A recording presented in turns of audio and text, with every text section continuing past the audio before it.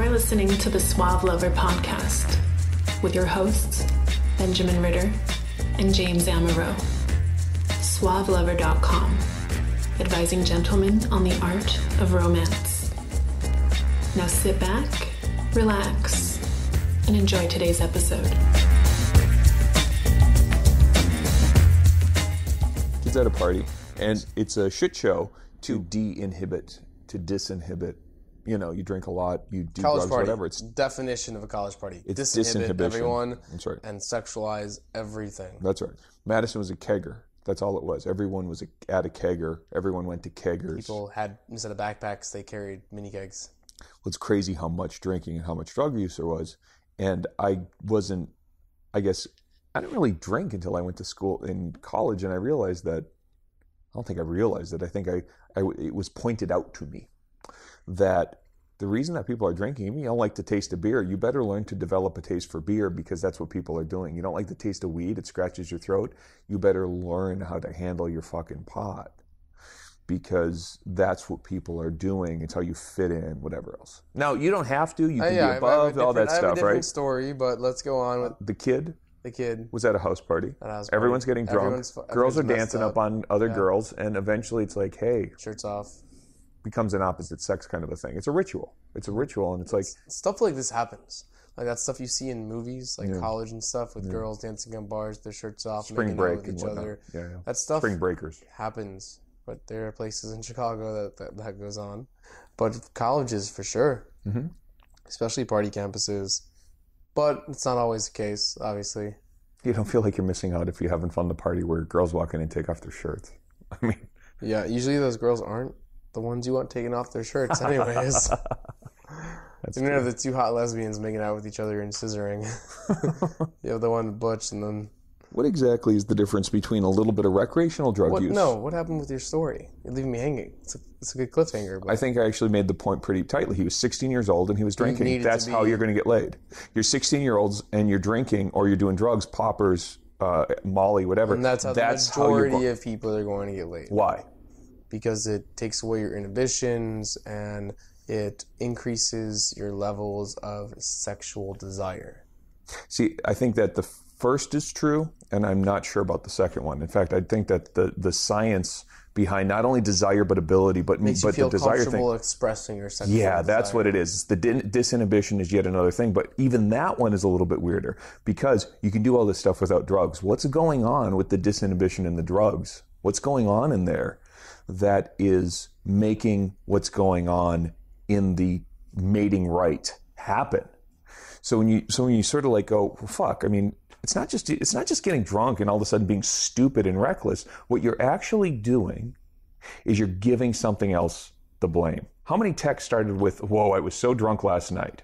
And that takes, blame it on the alcohol, right? Yeah. It's exactly the thinking, is you get to put something else beside your full consequence accepting being on the line. But you're blaming something else after the fact, but the inhibitions are gone.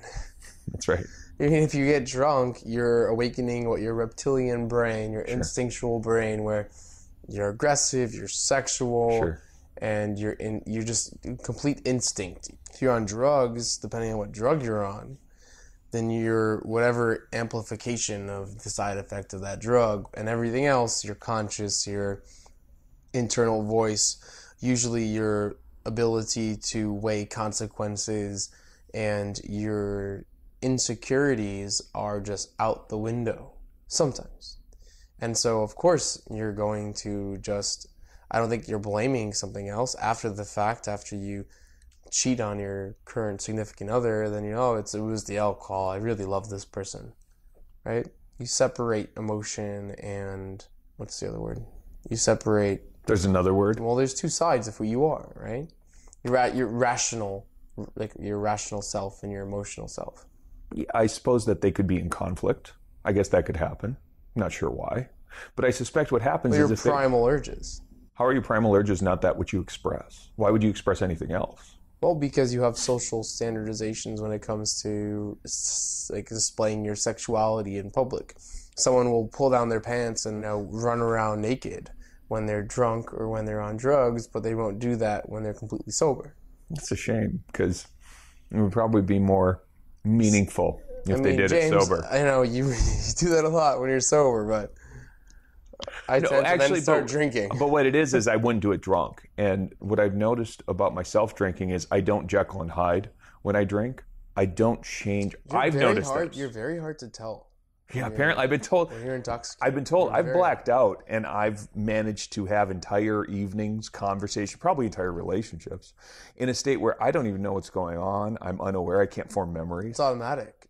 And it's like, it's a free sense of self. Yeah. And don't get me wrong, I love to drink. And that's the thing. I love to drink. I love to modify my state. But I don't know that I'm such a recreational drug user as much as I'm like really interested in what those altered states are like, however you get there. You and I both are confident in each other, in ourselves. Sure. We understand. And each other. I'm confident in you. James, as I gracefully stroke your long, flowing locks, we're self-aware. Yeah. And we're confident enough where we don't require these, substances. Mm-hmm. And I'm at least more comfortable with being in control of myself. Yeah. And I enjoy just a drink or two. I'm a bartender, I enjoy some other substances every now and then, depending on what I want to experience. There's a lot of people, though, that rely on these substances when they go out, and it negatively affects them. Oh, the crutching, man. Oh. Yeah, so we're talking about just being under the influence, drugs and alcohol. And so you have the choice to do them. You have choices when you do them. You have choices who you hang out with when they do them. And so it's like, when is it appropriate? Or how do you know that you're doing them appropriately? Are you doing them negatively? I mean, I feel that there was a point in my life where drinking was destructive. I woke up one morning thinking, wow, I'm losing myself. Mm-hmm. And I was surrounded in an industry that I didn't really, I was letting it take hold of me. Mm-hmm. And I don't know if you've ever been in a place like that. The Essentials by Benjamin Ritter is your concise manual for life improvement and success with women. The Essentials has been called a straight-to-the-point lesson in the lost art of being a man. Packed with insights, this book will transform the way you think about dating and relationships. Get your copy of The Essentials by Benjamin Ritter at Amazon.com or in select bookstores today. It's easy to party. It's fun to party. It's easy to party, especially if you don't have consequences. And I mean by that the normal stuff, like you're not working for someone. You're doing your own thing, or you're not working at all. So you don't, sleeping in until noon is not a big detriment in your life. If that starts to happen, boy, is it really fun to go out and go on a bender until 2 or 3 in the morning with strangers. Every night of the week. Mm-hmm. Yes. No, it's a blast.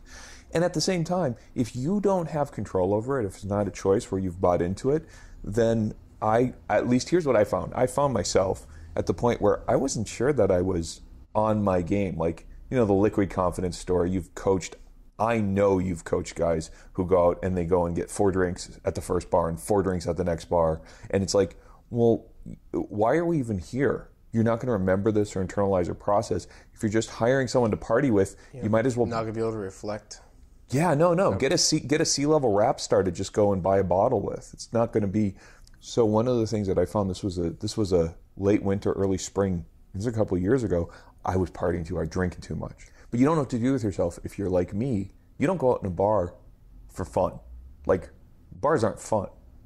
I don't enjoy myself in a bar environment. I can enjoy the music, I can enjoy the people, but I have a purpose. It's kind of like going into a store at a Walmart. What is your purpose at a bar? Well, here's the thing. I go into a Walmart to get a pair of fucking shoes and socks and get out. Do you go for the lowest price, or do you go for the most expensive item? If I got the most expensive item at Walmart, it's still going to be the lowest price. That's why James goes to dive bars. That's right. But that's it. I go to dive bars because... College bars. I repeat. I go back to dive bars if the music is good, or there's a pretty face behind the bar, or there's something about the environment because the drinks are cheap and I want to get shit-faced. But what I find is I don't like hanging out in bars any more than I like hanging out in malls, any more than I like hanging out at a library and not cracking a book. It's just, there's a purposefulness to it. But I like going out. Which is fine. So I don't. I'm a homebody. Yeah, so right. So this is going to be great. That's right. We're going to have 2 different... Right, but when I go out, it's the first time we didn't agree. Well, wow. Okay, keep going. All right. Well, I'm filing for divorce. For me? Yeah. I get half your shit. The good half. So Get all your guitars. early in the spring, I said, because I needed a mantra to keep it true, I wanted to put myself back in shape and blah, blah, blah. Sober until October. If I can go through that, what it was at that time, an 8-month cycle. If I can go through that cycle and not drink, and I don't mean religiously not touch a drop. This is because you were out of control. It's because hang on a second. It's because I did not know who was in control. Was it me or the drinking? I did not know. And this is okay, let's frame this. This is because of when it comes to picking up women. Because your one goal going out, you don't like going out, is to meet women.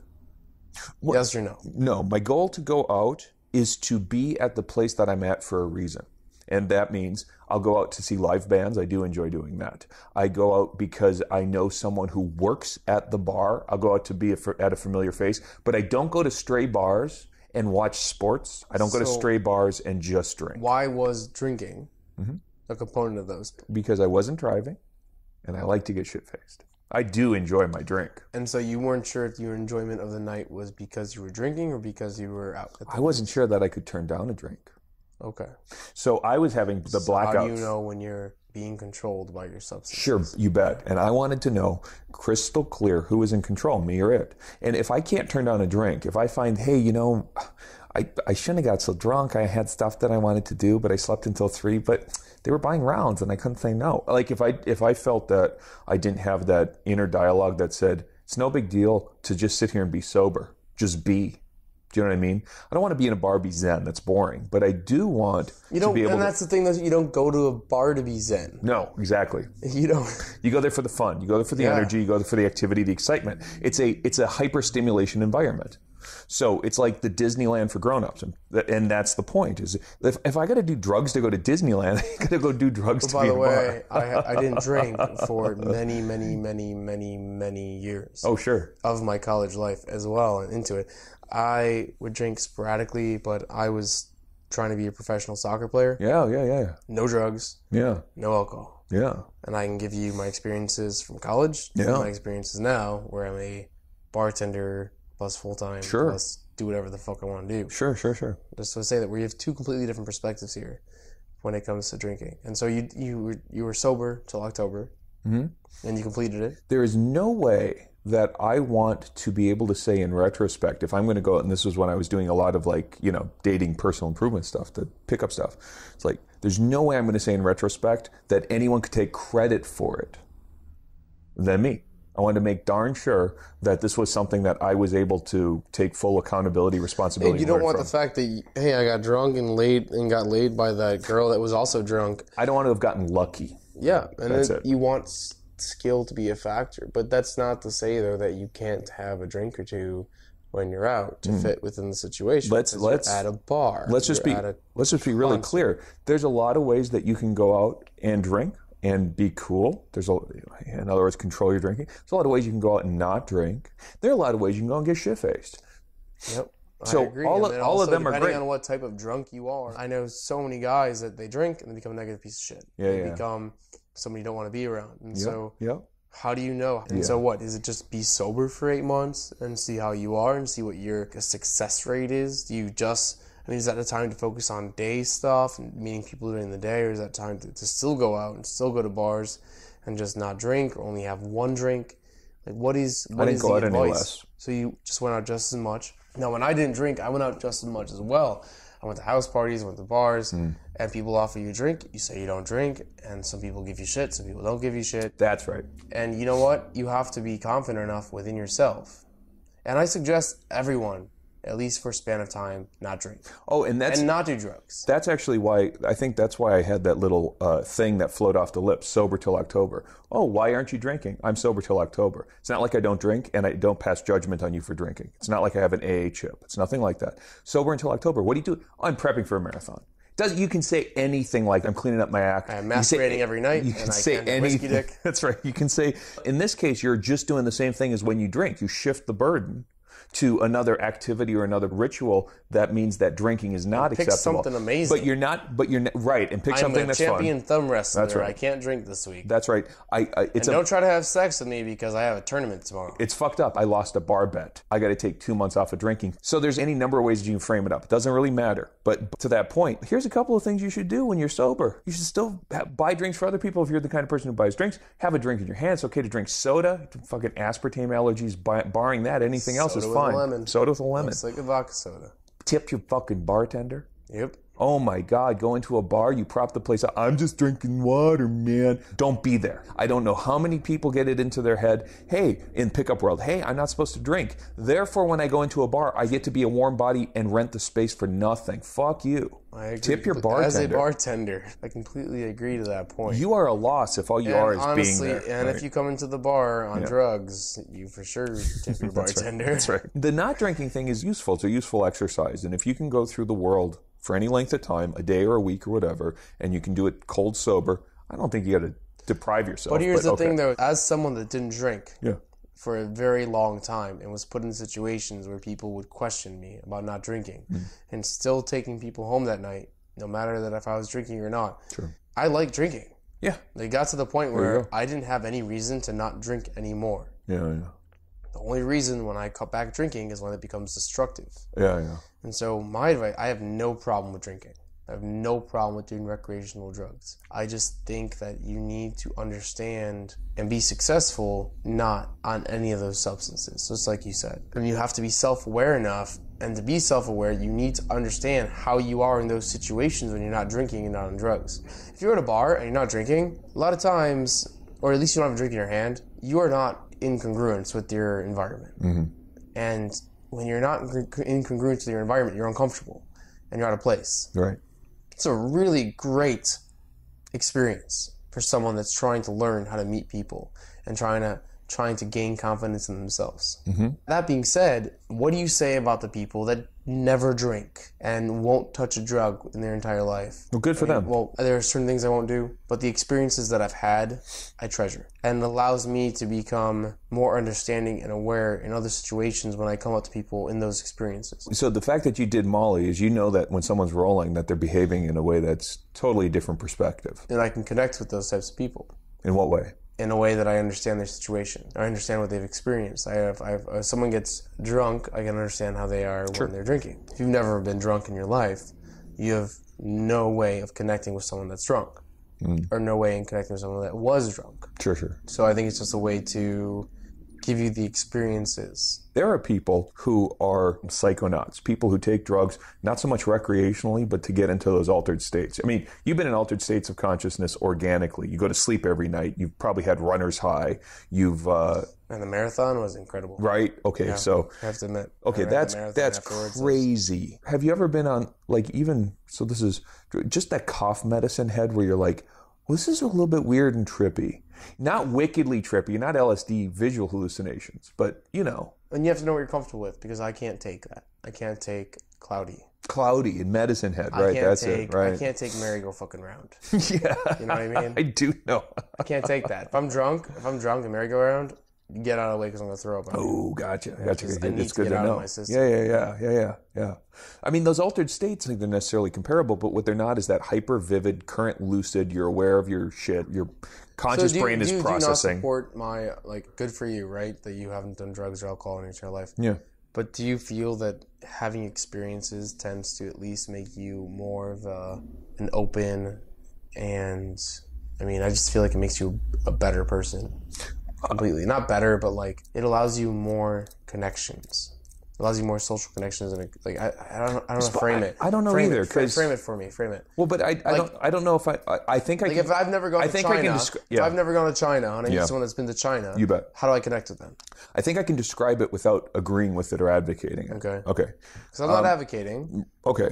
Because for example, I've never fucked a dude in the ass. Very comfortable with gay culture. I don't think you need to try everything to know what it's like, or to respect it. But I've worked in Boys Town for 2.5 years, and I became comfortable with homosexuality, and even though I was comfortable with it before, but I became more understanding to every single aspect of that culture. Holy shit! If you've never been hit on So by hang a out. gay dude. So I'm not saying do drugs or do alcohol or drink alcohol, but I'm saying don't spite someone. Don't worry about doing it. those things. That's the essence And like, of so it. Yeah. I never did weed, but all my friends did weed. Yeah. And so I understood and was accepting, and I knew what weed was, and I knew what it did to someone. Yeah. I didn't deny them my friendship because they did X, Y, and Z. I wouldn't even be worried, especially in a dating setting, I wouldn't even be so worried about how your peers are going to pressure you or stigmatize you. I'd be more worried about how your prospective mates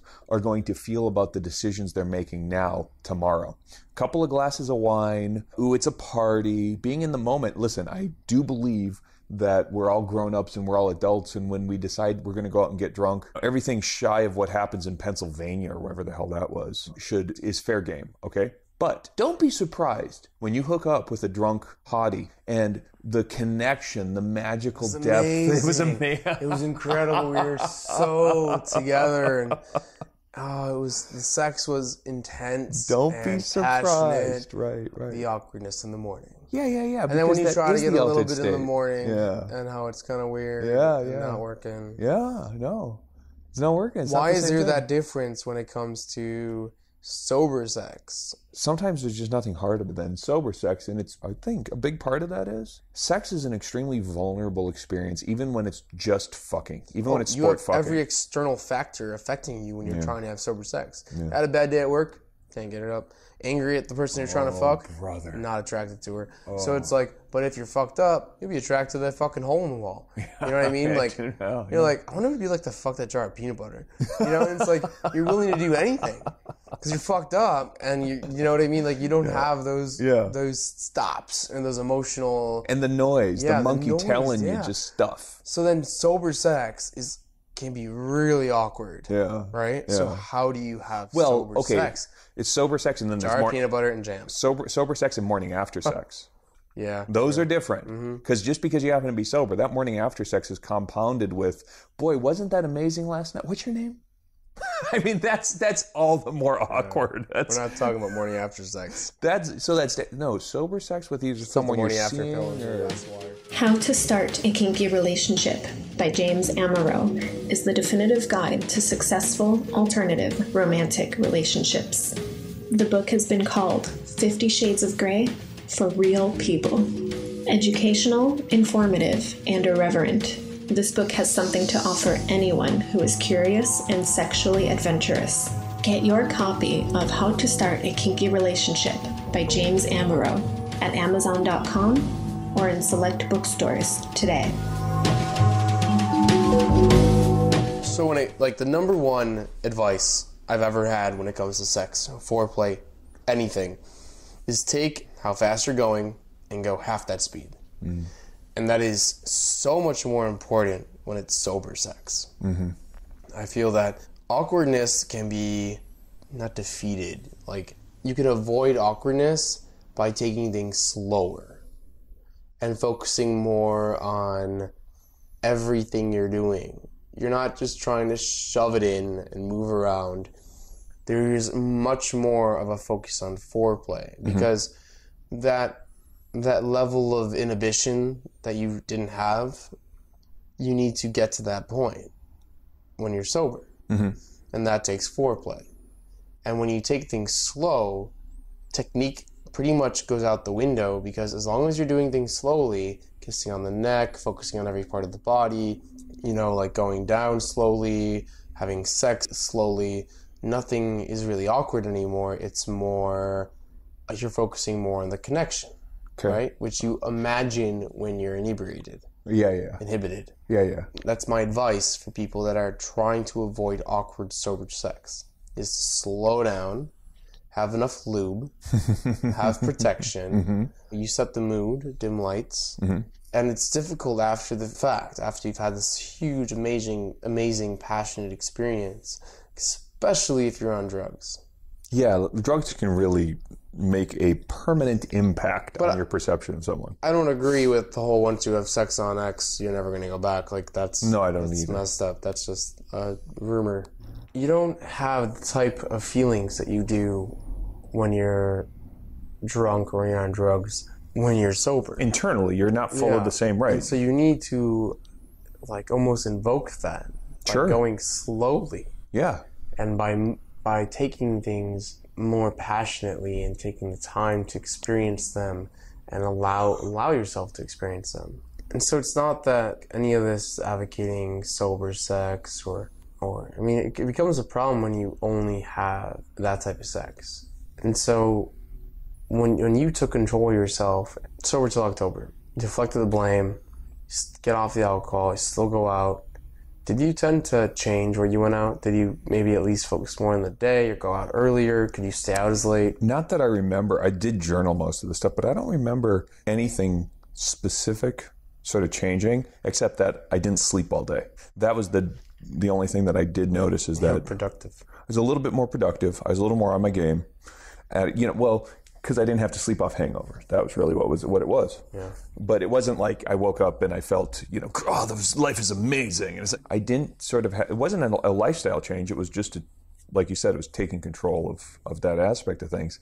And I think, when October came, it was like people were saying, oh, you're going to have it. I bet you can't wait till October 1st. You can get so shit-faced. I don't actually think I bothered drinking anything closer to Halloween. It's just, when you need it, you find that you're going to miss it, but it's surprisingly how much you don't actually need or miss it when you know that to be true of yourself. It's also kind of surprising how much you tend to judge the people that need it. Oh, yeah. The girls that need to get shit-faced to go home with you. Yeah. The girls that need to feel that you're as drunk as them to have sex with you. Not at my level. How many times have you heard that at Underground? You're not at my level. It's like, well, okay, I understand, but that's because you're basically on the floor at the moment. That's when I start limboing. But you have, and really though, a lot of people don't feel comfortable if you're not because the same place that they are. Because all of those things, here's the thing, all of those things that they're worried about, the judgment, it's going to be awkward, the whatever, as a reasonable dating person or dating coach, you learn to control the environment and your communication to minimize all that to begin with. You don't make it awkward, you don't make it pressure laden, you make it fun and playful and okay to be sexual. And the problem that we have is social stigma that drugs and alcohol do an excellent job of removing with disinhibition is the stigma. If you destigmatize the whole sex and the talking about sex and the having it in the first place, well, then so many of the things that you would turn to chemicals to induce, you don't need to turn to. You can, because it can be fun. And it's a different subjective experience. That's all great.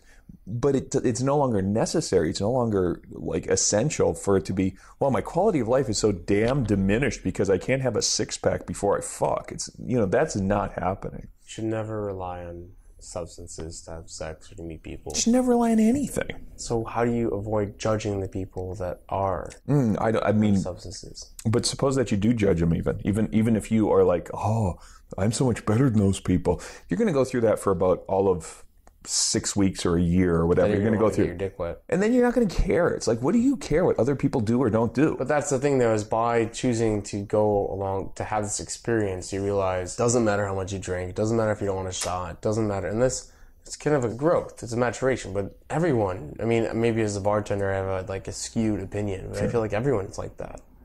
I mean, hey, when I grew up, I never did drugs and never drank. Now it's like, if I want to drink, I'll drink. If I want to do drugs, I'll do drugs. And my experiences don't change because of that whatsoever. And I feel bad for the people that rely on those substances to have fun. And that's what you have to avoid.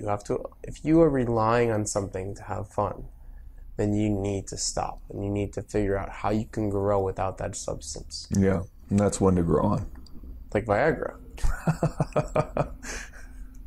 Or the mushrooms you grow in your closet. I'm going to have just as much fun in a controlled personal environment where I dictate how I am. Yeah. I decide what I do. And I know people that they get a shot in front of them, they take it. Yeah. Till they're blackout. If I get a shot in front of me, I decide, do I want that shot? Do I not want that shot? And I feel like people that have had the experience where they've been sober or they've not taken substances, and they've had the willpower to say no, they can make that decision. The problem comes when you can't make that decision. That's it. I don't recommend anything. You know what I mean? I'm not of the opinion that any particular way of doing things is better than masturbating. That can be fun. But they have some interesting technology now. They have technology behind the masturbatory experience. You can USB plug in a sex fleshlight type of thing with motorized rubber parts and lubrication to a porn on your computer. Cool. And it will follow the porn. Does the porn have to be pre-configured for this device, or does it just kind of... I honestly don't know. Figure out where the chick is squealing. It's amazingly sophisticated, and yet not at all surprising that the advanced robotics technology would be applied. Despite the fact that porns are completely not consistent. They're not streamlined. They're not straight. They take breaks, or they change positions, or the guy needs a little bit of help, or he comes and needs to wait, and someone, it's like there's a... Yeah, they're not linear. No, they're not linear. There we go. Yes, they're not. Yeah. No, there's not exactly a pizza man kind of narrative that really builds up all that. Even that's a little bit of ambitious. That's the J.J. Abrams of current porn. I had someone argue with me that porn does not dictate how men act in the bedroom. I was almost getting frustrated with them. Wow. Porn obviously dictates how people act in the bedroom. It's the de facto education for virtually everybody. I walk around in a pizza delivery outfit and knock on women's doors and try to have sex with them. That's right. No, we're a species that replicates what we see. Yeah, exactly. It's just what we do. Yep. And if what's really tough is when you know that you've heard a message hundreds of times, being able to source. This is the feminist argument that even women who take possession of their own sexuality, Hooters women, can't consciously do that because they have been so programmed by society that they've self-objectified and they are actually automata for the male hierarchy. That belief that there is no conscious control except for the belief that I hold, which is the conscious belief, is unfortunately a pretty pervasive one. I have this one source of truth, and your counterexamples don't. James is basically saying, for people that lost it, is saying that when you have one idea of the world, one reality, it's tough. People that allow that to control their lives. Well, it's tough to interact with anyone. It's tough that comes with porn. Porn gives porn you does one that. idea of sex, of sexuality. Well, even porn isn't a monolith, but what is porn's purpose? To make money. Let's be really clear, to make money. That is the purpose of porn. It's not in the public interest. It's not to create satisfaction and enduring relationships or to create satisfying sexual experiences. Porn is there to make money. And if you have to transmit things to make money through pornography, graphical, it's visual, what do? Anyway, you make it so that it looks good. You make it so that it looks good. Not that it feels good. Mm-hmm. And that means that sometimes doing what is done in porn does not feel nearly as good as doing things that they don't show in porn because you can't visually represent it. I took the fucking panini press and put it on my penis like the guy did. And it just gave me third-degree burns. Put some honey mustard on it, but come on, man. There actually was a girl, That's horrifying, in the news that learned from the Lorena Bobbitt story. Because you know what happened in Lorena Bobbitt? She cut off his penis. I know what she did. Threw it into the woods. And they found it. Yeah. They reattached it. And yes, they did. Guy had a penis. Yeah. This girl was like, fuck that. Cut off her divorcee's penis, like after they've been divorced for a while. Oh. Ran to a garbage disposal. Ooh, and destroyed it. That's not getting back on there in any way. Why is it that men can feel when anything happens to somebody else's penis? High subjective. If we lack empathy, that we can relate to. We can relate. Yeah, you see someone get kicked in the balls, we go, ah. Well, yeah, that's brutal. That sucks. Note to guys, if you get drunk, you're more likely to get your penis chopped off. Yep. Because you won't be able to wake up. Careful. Or you hallucinate, imagine that it's a snake between your legs, and you have to kill it. That's right. Horrible. That's right. Don't do drugs. Don't do drugs. Don't drink.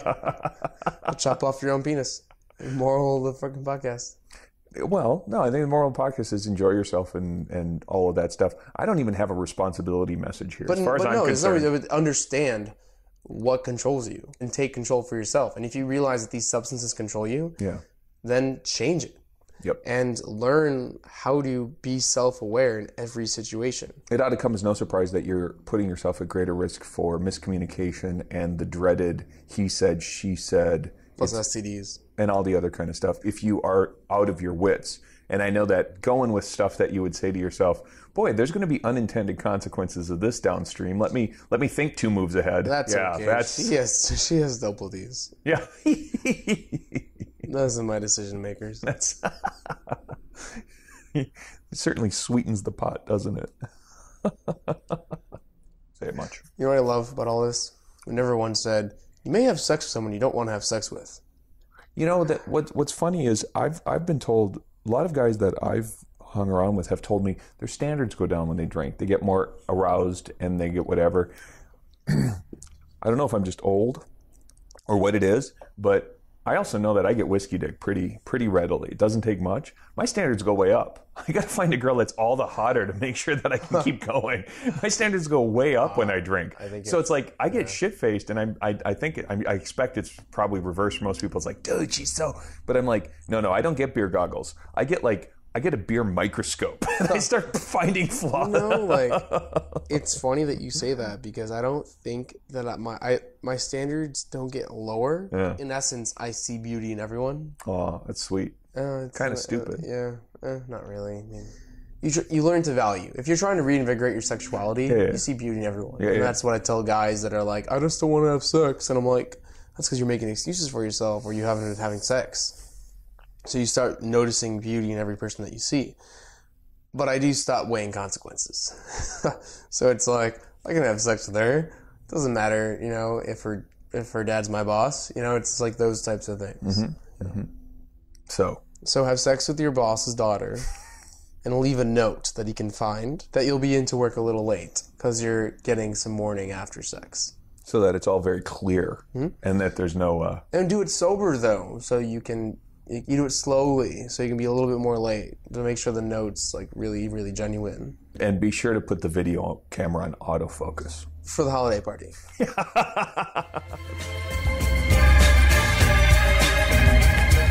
You have been listening to the Suave Lover podcast. Visit suavelover.com to become the kind of man that women crave.